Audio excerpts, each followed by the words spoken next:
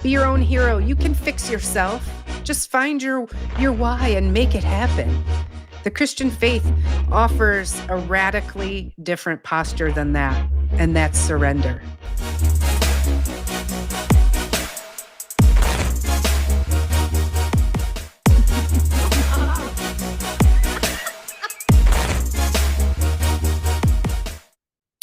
People have become lovers of the information rather than lovers of the truth, lovers of theories rather than lovers of Christ. Paul doesn't just warn us, he tells us what to do about it. And that's where Philippians 2:12-13 comes in. And it says, therefore, my dear friends, as you have always obeyed, not only in my presence, but now much more in my absence, continue to work out your salvation with fear and trembling, for it is God who works in you to will and to act in order to fulfill his good purposes. So continue to work out your salvation with fear and trembling, for it is God who works in you to will and to act according to his good purpose. Do you see how that shifts everything? It's saying, I don't want you to just talk about faith. I want you to walk it out. And this isn't passive belief, it's an act of obedience. Paul isn't saying work for your salvation. He's saying work out your salvation. And what does that mean? Well, let faith shape your actions, your speech, your habits, your priorities. But you can't just come out and have a form of godliness without having any visible walks of it in your life. Your actions, your speech, your habits, your priorities, all of that has to align. You can say whatever you want. Let obedience be the overflow of the relationship. Now, when I say that, what does it mean? When you truly know him, when you truly love him and you're walking with him, obedience stops feeling like an obligation and it starts feeling like you're in alignment. Think about it. When you love someone deeply, you want to honor them. You don't have to be told to show up or to care about what matters to them. It's just something that comes naturally. That's what real relationship with Jesus does. His spirit in you begins to shape your desires and your decisions and your direction. So rather than just like gritting your teeth and trying to do better, you start to be different. His love will change you from the inside out.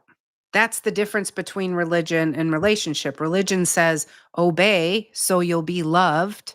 And relationship says you're loved so you obey. And that's what Paul is getting at here. Active faith isn't about doing more for God. It's about allowing your closeness with him to produce fruit that shows your heart has been transformed. And when obedience flows from intimacy, it becomes worship, not work. And here's the beautiful tension.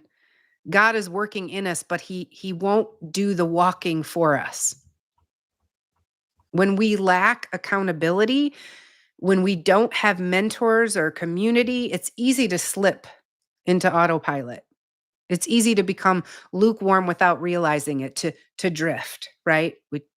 That's been the underlying theme here. But Paul says, even when no one is watching, I want you to press in. Lukewarm faith thrives in spiritual laziness. Now that Paul has told us to work out our faith, that's when Solomon reminds us how to do it. Because it's possible to work for God and still not trust him. So let's read Proverbs 3:5-6. Trust in the Lord with all your heart and lean not on your own understanding. And in all your ways submit to him and he will make your paths straight. Trust versus self-reliance.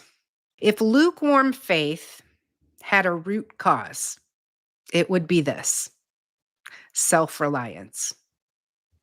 It's trusting God halfway.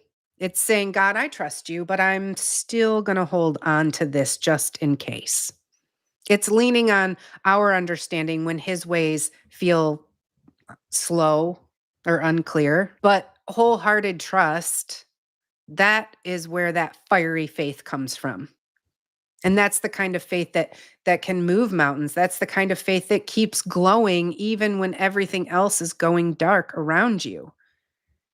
And every time we choose to surrender control, we starve lukewarmness because lukewarm faith thrives in the soil of self-reliance. That's where it wants you. And we live in a world that is screaming what? Me, me, me, me. Be your own. Be your own hero. You can fix yourself. Just find your why and make it happen. The Christian faith offers a radically different posture than that, and that's surrender. And that looks odd to everyone that doesn't understand. How many self-help books are there? We live in the world of self-help, the opposite of what the Bible teaches us.